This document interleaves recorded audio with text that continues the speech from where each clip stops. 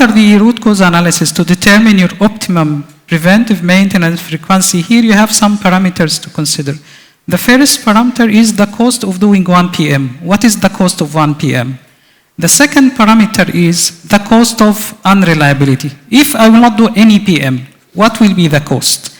Simply, if the cost of doing 1 PM is $10 and the total cost of failure is $10, then I will run to fail. But the third parameter, which changed the equation here, is the failure rate. How severe the failure rate I have? How far is the failure rate I have? It's high or low?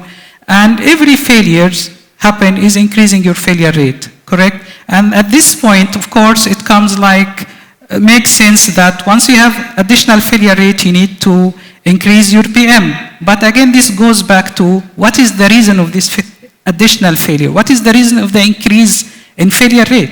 If the increase in the failure rate is part of the wear out pattern of the equipment, then yes, you have to increase the PM, and this something you have to do the cost-benefit analysis. But if the increase in the failure rate is just because of a random failure, then this has no relation with the PM frequency. You shouldn't increase the PM frequency. You have to look at the reason or the causes of this random failure, and you have to treat the causes of this random failure.